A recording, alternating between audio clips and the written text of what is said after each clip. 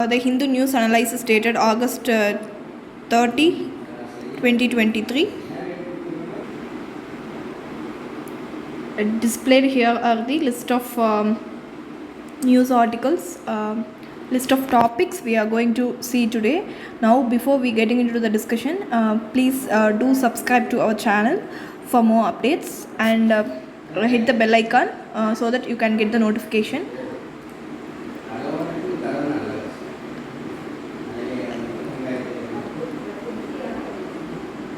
Let us get into the discussion.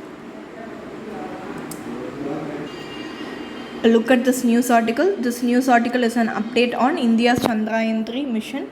The article says that Pragyan rover has discovered the presence of sulphur in lunar south pole. So this is about the news article. In our discussion, we will see how sulphur was discovered and what is the significance of this discovery. First, know that Pragyan rover is equipped with two payloads.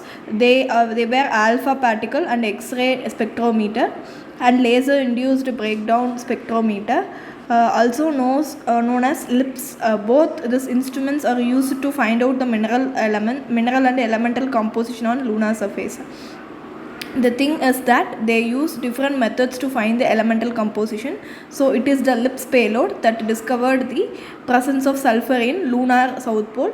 So in our discussion, we will mainly focus about the LIPS. This LIPS payload uses a scientific technique that analyzes the composition of the material by exposing them into them to intense laser pulses in the first step of the technique. A high energy laser pulse is focused on the surface of the material such as rock or soil. This again step is a plasma formation. The energy of the laser pulse will be so intense that it will vaporize small amount of material on the surface. This will create a microplasma. Here plasma is a distinct state of matter that exists at high temperature or energy. So basically a plasma is a partially ionized gas that contains equal number of positively charged ions and free electrons.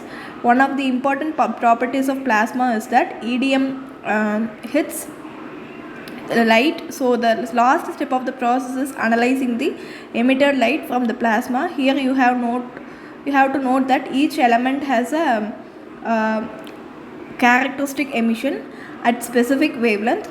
So by analyzing the wavelength of light emitted by the plasma, scientists can detect which element is present there. So using the above mentioned steps, the Eclipse payload has made some discovery. It has identified the presence of aluminum, sulfur, calcium, iron, chromium, titanium on the lunar surface. It also reveals the presence of manganese, silicon and oxygen. So the Pragyan rover is undergoing investigation to detect the presence of hydrogen. Now why is the discovery of sulphur significant? This discovery is significant because it gives us a lot of insights into lunar surface. See, sulphur is a volatile element, meaning it typically evaporates at relatively low temperature. Its presence on the lunar surface suggests that there might be a process on the moon that preserved sulphur containing materials, possibly volcanic activity or impact events. So studying the lunar sulphur will help us decode the moon's volcanic activity. Next, the discovery of sulphur will help us understand the impact of solar wind. Sulphur is known to be affected by solar wind, as we all know that moon lacks a significant atmosphere. So the element on the surface are directly impacted by the solar wind. Here the discovery of sulphur and its interaction with the solar wind can contribute to our understanding of space weathering process on airless bodies. Finally, sulphur components could be used as a resource for further lunar activities. It can be used for activities such as producing oxygen, sulfuric acid and or other valuable materials that could support human presence on the moon. So this is the significance of finding sulphur on the moon. So this is all regarding this discussion. Let us move on into the next topic. Take a look at this news article. According to this article, a senior IAS officer has alleged irregularities in Jal Jeevan Mission. So the mission has a total budget of 14,000 crore in Jammu and Kashmir. He has accused several irregularities happened in the mission. So in this background, let us quickly go through the Jal Jeevan Mission in prelims point of view. See, the Jal Jeevan Mission is a flagship initiative of Government of India in 2019. The mission aims to address the water scarcity and contamination of water by providing safe drinking water to every rural household in the country. So the mission is implemented by Ministry of Jal Shakti, and its aim is to achieve the goal of Har Ghar Jal, which means water to every home. The primary objective of Jal Jeevan Mission is to ensure very rural household with tap water connection. It also ensures the grey water treatment and its reuse. Here the grey water means the water collected from sink and kitchen waste and water. So basically the mission aims to improve the health and well-being of the rural communities by moving the burden of water scarcity and water contamination. Now let us see some key features of the Jal Jeevan Mission. Firstly, the mission emphasizes the community engagement and participation in implementation of this mission. So in that line, the Pani Samitis were created at village level. These Pani Samitis will involve in planning, operating and maintaining the village water supply systems.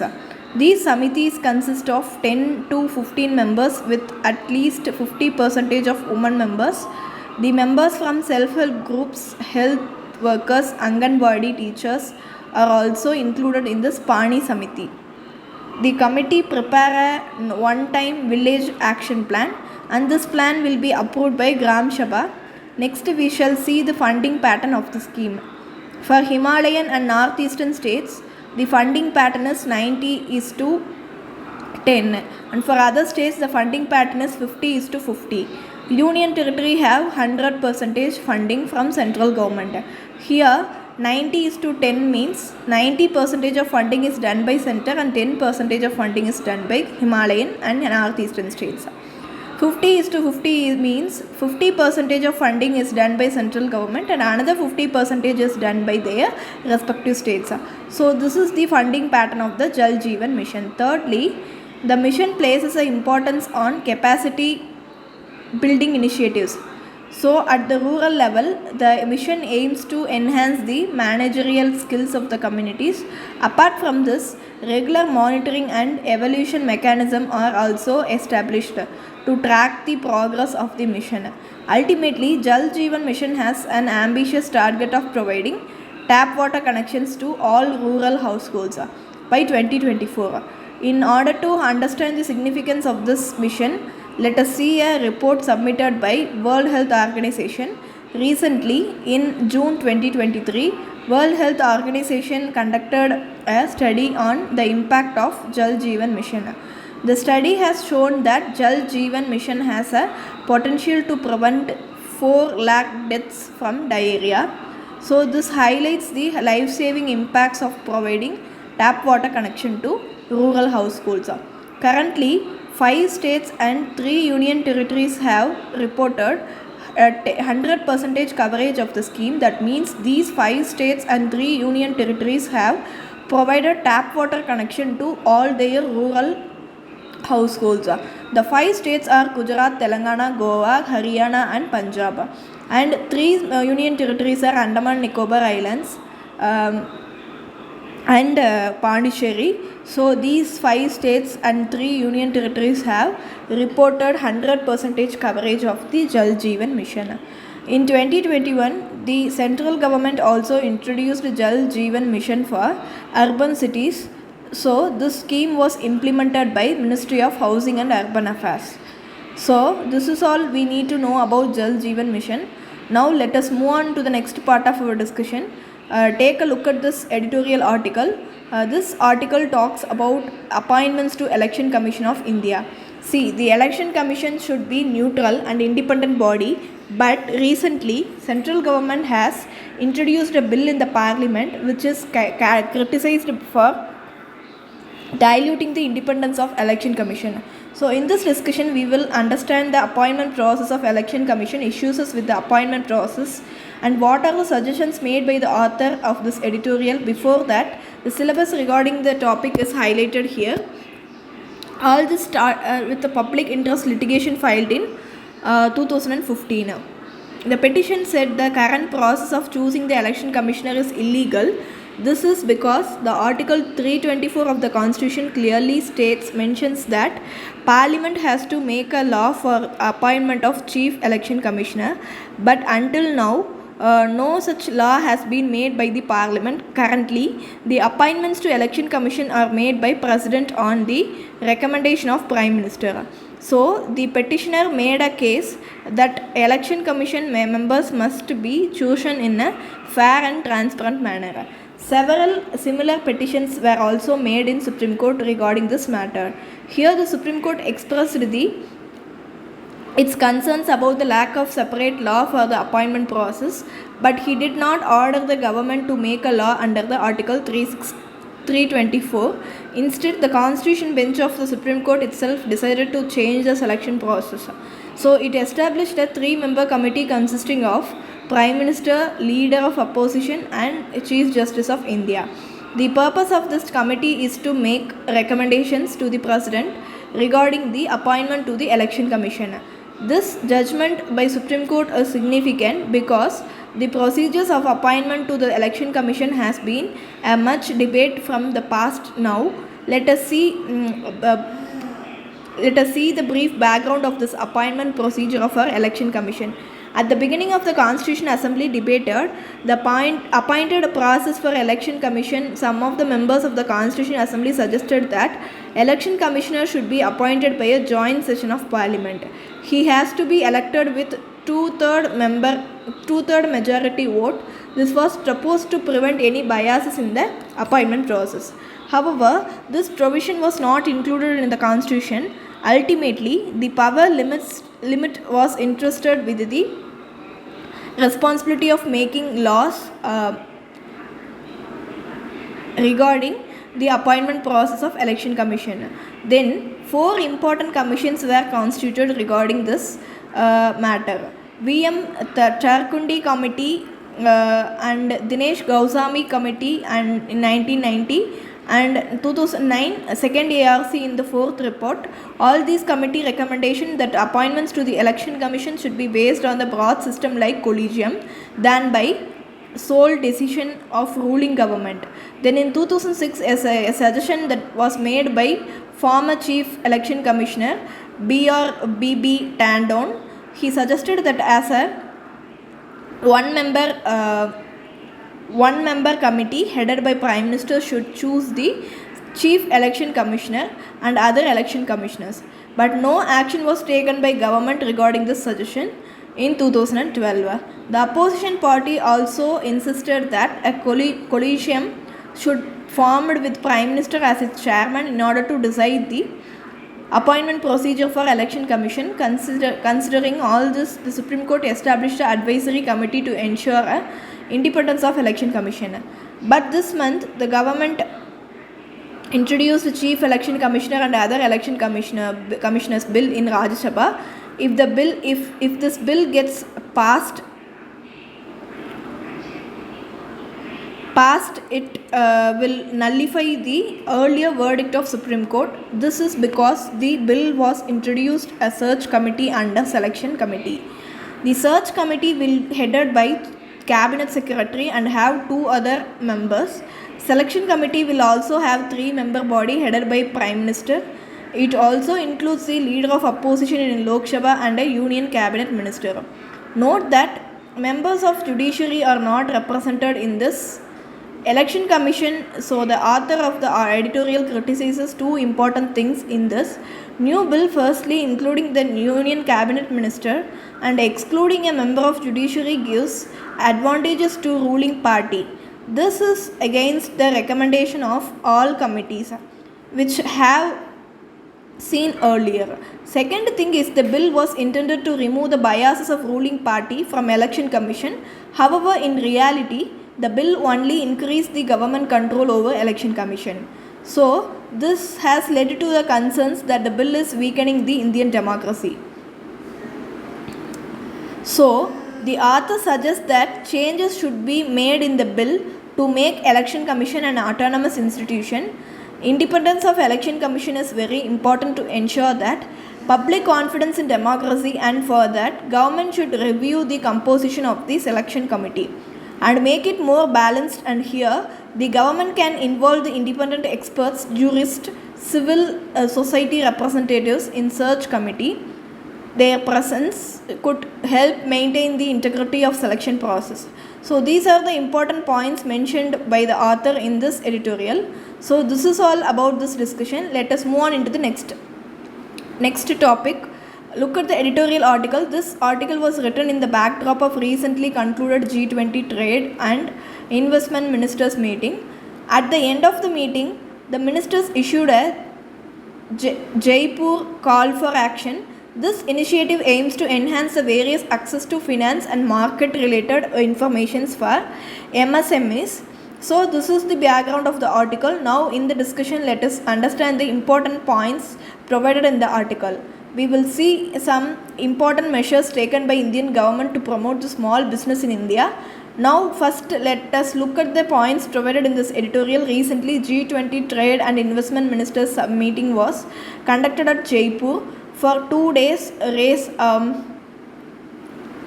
August 24th-25th, as India is now holding G20 presidency. The meeting was led by Union Minister of Commerce and Industry, Mr. Piyush Goyal. In the meeting, the ministers discussed the various trade-related issues. The ministers also issued some action plans to enhance the trade opportunity for G20 nations.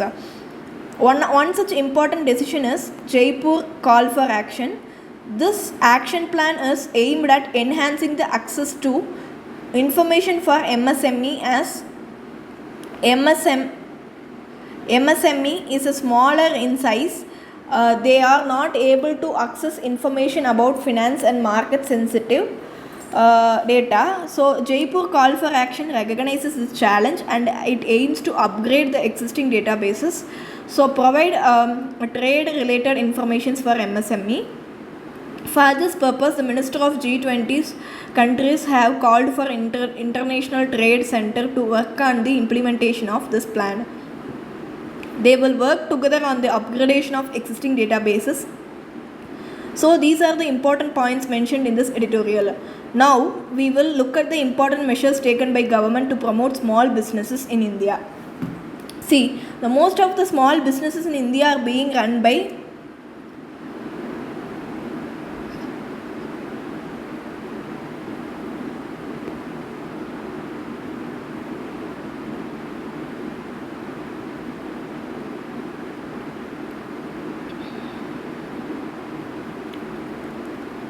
MSMEs.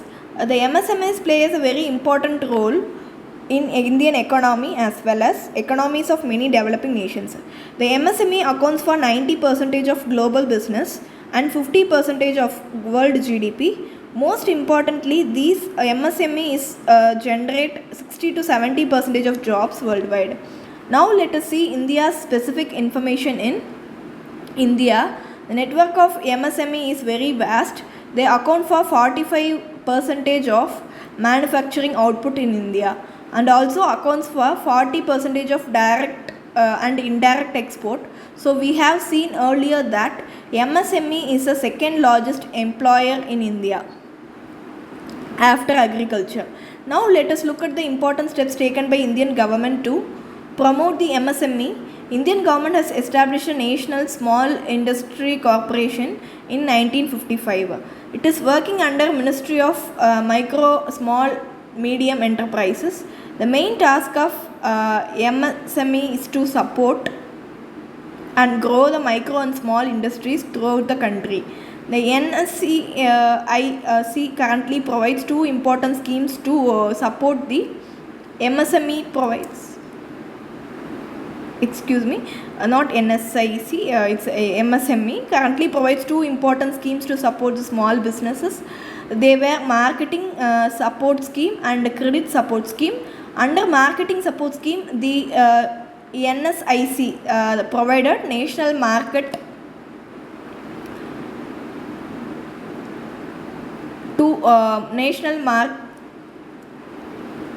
excuse me,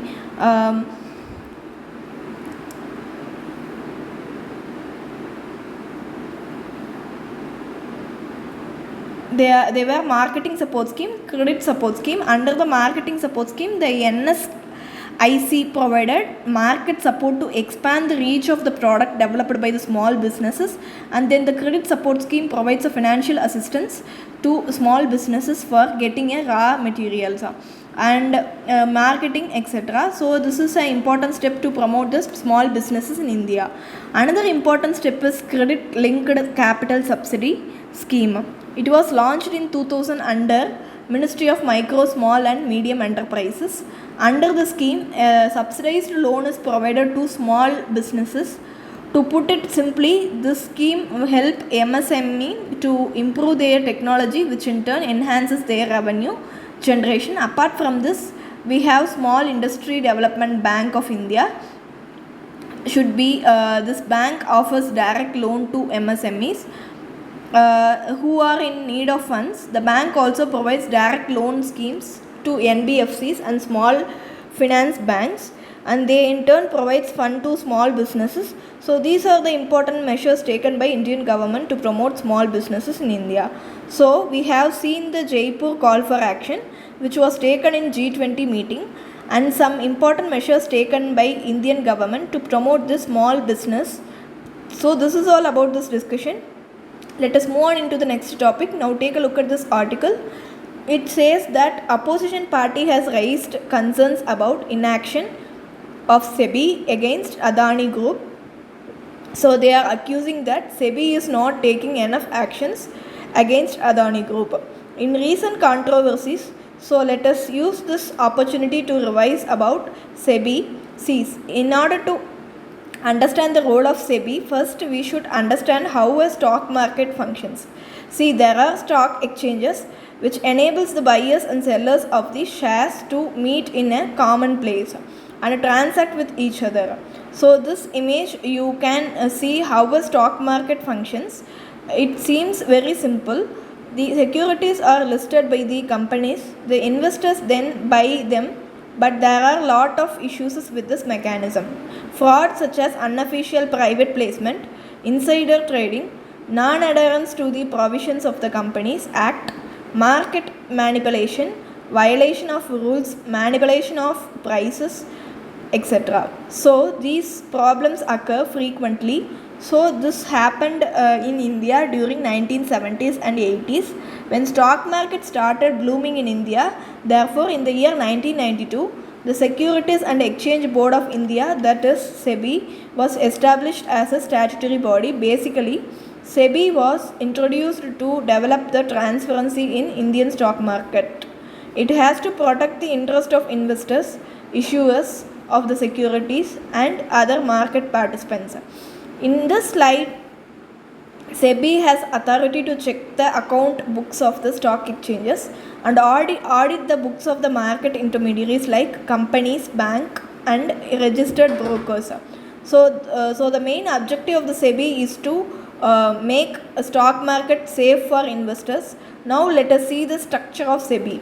SEBI comprises 9 members, a chairman selected by Union Minister, then 2 representatives from Finance Ministry, now representatives from Reserve Bank of India, and remaining 5 members are selected by Government of India. Now coming to the powers of SEBI, SEBI has 3 key powers in stock markets. Firstly, it is a quasi-judicial body. It means it has the authority to deliver the judgments related to fraud as well as unfairness activity. Then it is a quasi-executive body. This means it can execute rules and regulations to safeguard the interest of the investors. Moreover, it can also take legal proceedings against the violations of these rules and regulations. Then it has functions of quasi-legislative body. Here it has a right to frame guidelines such as trading guidelines, disclosure requirements and listing obligations. Now let us see the functions of SEBI. Firstly, it encourages the development of stock market and controls the market. It also offers a platform for the investment of advisors portfolio managers, merchant bankers, and other associated participants in market. It also regulates the working of depositories and importantly the foreign portfolio investors. The FPA prevents the insider trading and any unfair trade practices in stock market. Here what is insider trading? It means trading of public company stock or other securities based on the material or non-public information about the company. Say, for example, you are an employee at the stock exchange. You know some inside information about the company's share. So, you buy or sell them based on the information you know. So, this is called insider trading. The SEBI works to prevent this insider trading. It also prohibits the price manipulation of stocks in securities market. Then it also updates the investors about various cautions through media. It also educates investors by conducting online and offline classes to provide market insights. Finally, the SEBI regulates the merger and acquisition of companies. So these are the important functions of SEBI. This is all about this discussion. Let us move on into the next part of our discussion. Now take a look at this news article. Recently, the central government cancelled the FCRA license for NGO called Center for Policy Research. This is due to an alleged violation of laws by NGO. The CPR made a plea in Delhi High Court challenging the suspension. This is about the article given here. In this context, let us revise about FCRA. First, let us start the discussion by looking at this into some points, important features of FCRA, that is Foreign Contribution Regulation Act. The NGOs act as a link between the government and the people. Most of the NGOs help in bringing the government schemes to grassroots. For example, consider the 4-year vaccination program. Various NGOs played a significant role along with the government in polio vaccination, and eventually they made India a polio free country. So in a large country like India, the NGOs plays a significant role. So in order to function efficiently, NGOs need funding, right?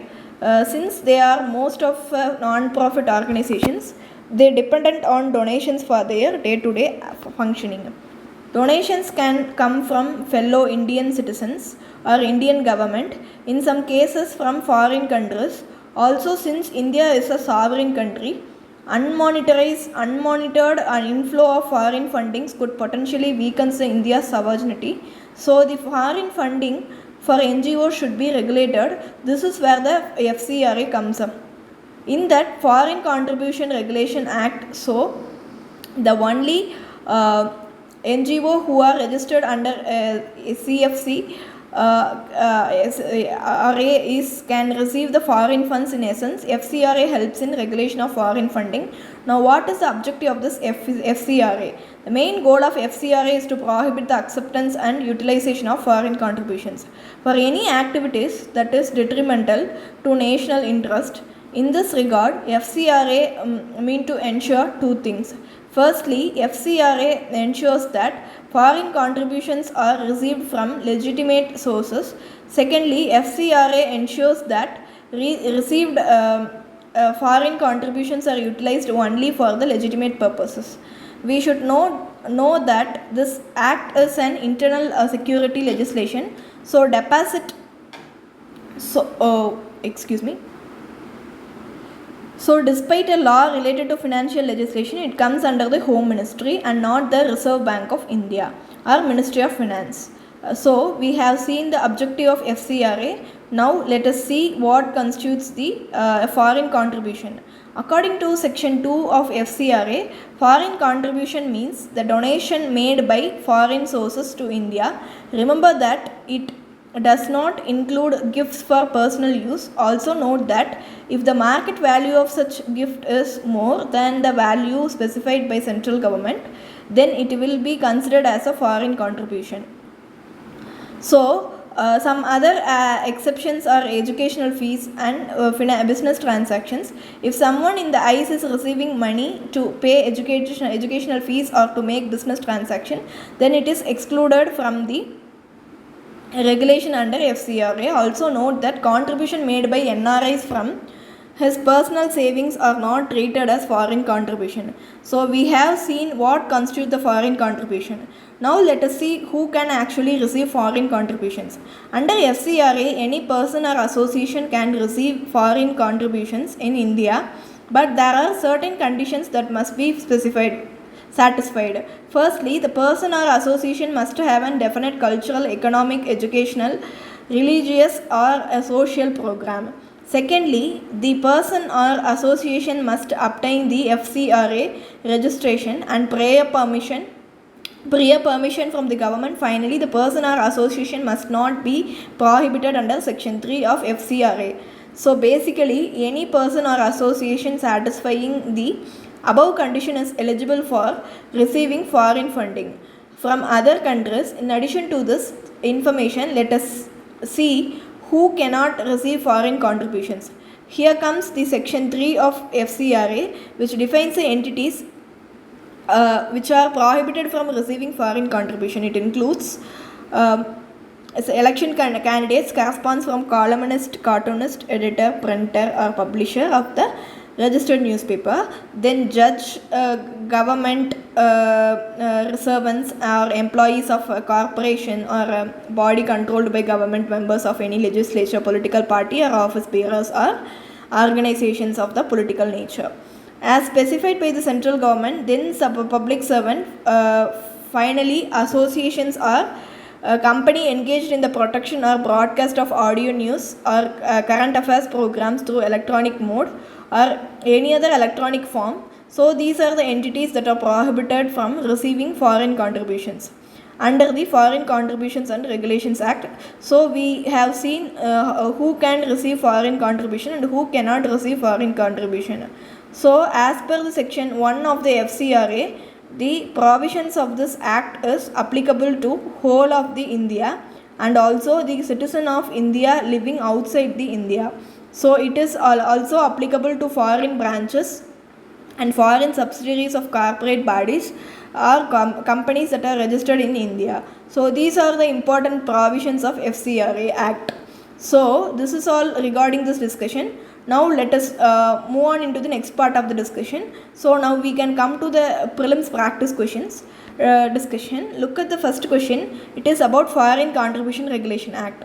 So according to Foreign Contribution Regulation Act, who among the following cannot receive foreign contributions? Look at the first 4 options. Election candidates, cartoonists of registered papers, public servants, political party. So we have to select the correct code. As we saw in the discussion, all these individuals cannot receive foreign contributions according to the Foreign Contribution Regulation Act. FCRA, so the correct answer is option D. Now look at the second prelims question. Consider the following statement. How many of the statements are significance of the discovery of sulphur by Pragyan rover in lunar surface? Decoding the volcanic history of moon. Yes, it is a correct understanding the impact of solar wind on atmosphereless celestial bodies. Yes, it is also correct. Helps establishes moon as a base for future space exploration. Yes, this is also correct. So the answer is option C. All the 3 are. Now look at the third prelims practice question. Word cryptocracy, which is often seen in the news, is related to which of the following? Look at the first statement. It is a government whose corrupt leaders use political powers to misappropriate government funds at the expense of wider population. So this statement helps to kleptocracy. Yes, this is the correct answer. Now we shall move into this next statement. It's a form of government in which decision makers are selected based on their expertise in given areas of responsibility, particularly with regard to scientific or technical knowledge. This statement refers to technocracy, which is also a form of government. Look at the third statement. A form of government that is loosely defined as a part of a democracy, poor dictatorship, or as a part of regime that mixes democratic with autocratic features. So this describes the anocracy. Look at the statement, it is a system of government in which absolute power is held by the ruler. So this statement refers to autocracy. So fourth statement refers to the fourth form of government. So our correct answer is option A. This describes the kleptocracy. So this is a quiz question for you. Try to answer it in comment section. And these are the mains practice questions for you today. Try to write an answer and post it in the comment section. So we come to the end of the discussion. If you like the video, please do share with your friends and don't forget to subscribe to our channel. Thank you for listening. Have a nice day.